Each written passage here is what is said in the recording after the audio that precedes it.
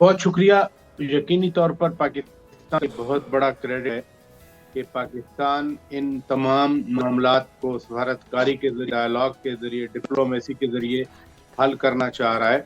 یہ چار ممالک، چار وزرائے خارجہ، یہ بیسیکلی خود تو پرنسپل پارٹی نہیں ہے اس ڈسپیوٹ میں یا جنگ میں، لیکن کم از کم ترکی، پاکستان، مصر، سعودی عربیہ، ان کا ایک بڑا کردار ضرور ہے اور پاکستان اس کو سپیئر ہیڈ کر رہا ہے.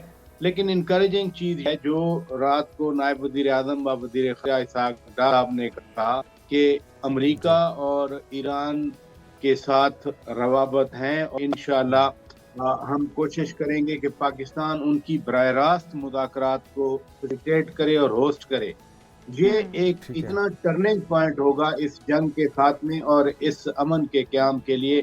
Let see when it happens. بالکل صحیح. اچھا، لیکن ابھی ان دونوں سٹیک ہولڈرز کا اہم فریق جو کہ اصل میں ہی اس جنگ کے اندر شامل ہیں، ان کا شامل نہ ہونا کس چیز کی انڈیکیشن ہے؟ پراچا صاحب، آپ کے خیال میں انہیں بھی اس مذاکرات کا حصہ ہونا چاہیے تھا یا ابھی پاکستان پیغام رسانی کر رہا ہے؟ اور کس لیول پہ کیا کیا موضوعات ہیں جو کہ زیر غور لائے گئے ہوں گے جو ابھی چار ممالک بیٹھے ہوئے، چاہے مصر ہو، ترکی ہو، سعودی عرب ہو یا پاکستان ہو؟ ایک تو آپ کی بہت ایکو آ رہی ہے، لیکن میں آپ کے سوال کا جواب دیتا ہوں مجھے جو سمجھ آئیے. جی جی، ہم اس کو ٹھیک کرنے ابھی کی تو کوشش بھی جنگ کرتے ہیں. ہے نا، جنگ میں دونوں پارٹی اگر بیٹھ جائیں براہ راست پھر تو جنگ ختم ہو، پھر تو جنگ کا کوئی مسئلہ ہی نہیں ہے، پھر تو ڈائلاگ کی کوئی ضرورت ہی نہیں ہے. اگر دونوں پارٹیز اکٹھی بیٹھی ہیں جیسے جنگ سے پہلے بیٹھی ہوئی تھی. 28 فروری سے پہلے مذاکرات ہو رہے تھے، اچانک پتہ چلا کہ اسرائیل نے حملہ کر دیا اور کچھ دیر کے بعد پھر امریکہ کی طرف سے بھی حملے کا اعلان ہو گیا. جب جنگ صورتحال ہو تو جو دوست ممالک ہیں، دوست ممالک کون ہیں؟ پاکستان کے بارے میں اسٹیو وٹکاف نے کہا کہ ہم نے اپنی 15 نکاتی تجاویز پاکستان کے ذریعے تہران کو پہنچائی ہیں. تہران بھی اس بات کو جانتا ہے کہ یہ امریکن ڈیمانڈز ہیں جو کہ پاکستان کے ذریعے آئے ہیں. ٹھیک ہے. سملرلی ایران کو بھی معلوم ہے کہ پاکستان کا امریکہ کے ساتھ اچھی کمیونیکیشن ہے اور ایران بھی پاکستان پہ ٹرسٹ کر رہا ہے.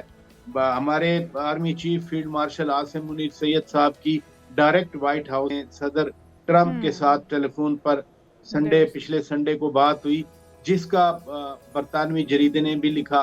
پھر بالکل وزیر صحیح. اعظم شہباز شریف نے پرسوں ایران کے صدر ڈاکٹر مسعود پزشکیان صاحب سے ٹیلی فون پر بات کی جو 1 گھنٹے سے زائد جاری رہی. یعنی اس میں یہی چیزیں ڈسکس ہوئی ہوں گی کہ یہ جو جنگ ہے اس کو ختم کیا جائے، کم اچھا، از لیکن کم پراچا مذاکرات صاحب، کیے جائے. دباؤ کتنا یہ ہوگا اس وقت امریکہ کے اوپر اس مذاکراتی دور کے اندر؟ کیونکہ پہلے صورتحال مختلف تھی. اس وقت 1 کروڑ سے زائد یا لاکھوں لوگ امریکہ کی 50 سے زائد ریاستوں میں 3,000 سے زائد مظاہرے کر رہے ہیں، احتجاج کر رہے ہیں. ابھی تک کے جو فیکٹس ہیں گراؤنڈ پہ، اپنے تمام تر جدید اور مؤثر ہتھیار استعمال کرنے کے باوجود امریکہ کو اور اسرائیل کو منہ کی کھانا پڑ رہی ہے، اور ایران ڈٹا ہوا ہے اور مختلف سرپرائزز دے جانے کا سلسلہ اس کی طرف سے جاری ہے. تو کون کس کو قائل کر پائے گا؟ کون کس کی شرائط کو تسلیم کروا پائے گا؟ دیکھیں نا، ڈٹ کے کھڑا ہے ایران، یہی فیکٹر ہے. وہ ٹرمپ صاحب نے بھی کہا تھا کہ جی میں تو آئی ایم امیزڈ کہ ایران نے سرنڈر کیوں نہیں کیا. جو ان کی کیلکولیشن تھی وہ مس کیلکولیشن تھی یا ان پلاننگ تھی، جو بھی اب کہا جائے، لیکن اب تو مہینے سے زیادہ یہ جنگ پرولونگ کر گئی. پریشر صرف امریکہ کے اندر نہیں ہے، پریشر پوری دنیا سے ہے. دس از دی موسٹ انپاپولر وار. اس جنگ کو کہیں سے کوئی سپورٹ نہیں مل رہی. امریکہ جو اپنے اتحادی تھے، میں یورپین یونین کی بات کر رہا ہوں، مطلب میں کبھی نہیں سوچ سکتا تھا کہ امریکہ اور یورپ علیحدہ سوچ سکتے ہیں.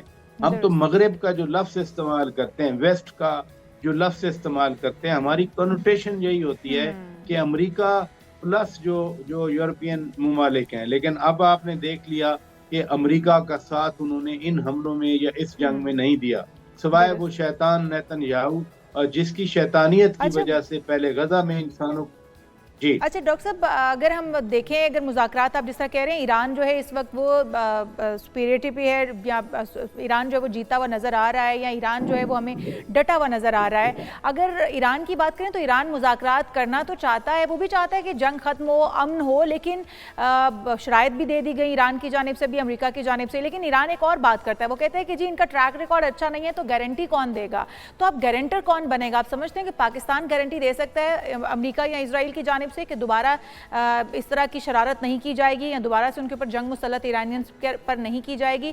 और एक और जो उनका बहुत बड़ा अहम पॉइंट उन्होंने रेज़ किया और उनकी शराइत में से ईरान की, वो ये कहते हैं कि खित्ते के अंदर जितनी जंगें हैं वो तमाम जंगें ख़त्म करनी होंगी, यहाँ से अमेरिका को अपने अड्डे उठाने होंगे। तो क्या आप समझते हैं कि ये तो वो शर्त है जिसमें गाज़ा और दीगर जहाँ जहाँ पर जंग इस वक्त शुरू है वो तमाम जंग जो है वो ख़त्म करनी पड़ेगी, रोकनी पड़ेगी? तो इससे बाज आ पाएगा इजराइल या अमेरिका, और ये इन शराइत पर जंग बंदी हो सकती है? तो फिर गारंटर कौन है? पाकिस्तान बन सकता है?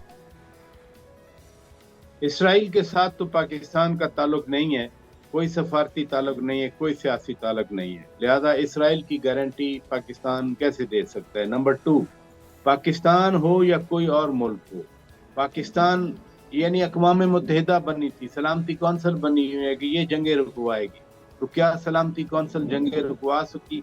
ये अमेरिका भी जानता है, ये बात ईरान भी जानता है, ये बात अरब ममालिक भी जानते हैं कि एज सच कोई गारंटर नहीं होता।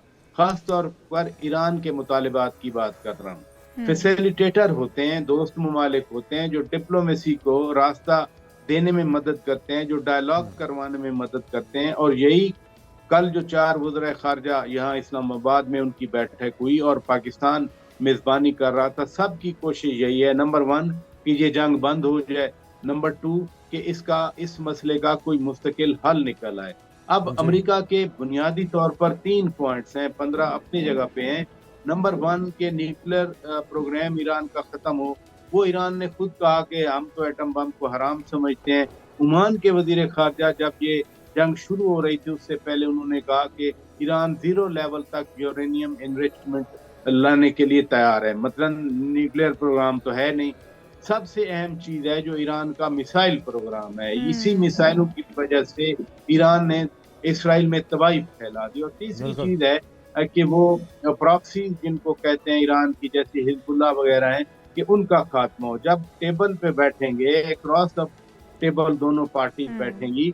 कल जो डार साहब ने बात की, ऑपरेटिव पार्ट उनकी स्पीच का यही था कि पाकिस्तान अमेरिका और ईरान के दरमियान जल्द ही मुज़ाकरात को फैसिलिटेट करवाएगा और आना होगा होस्ट करने के लिए।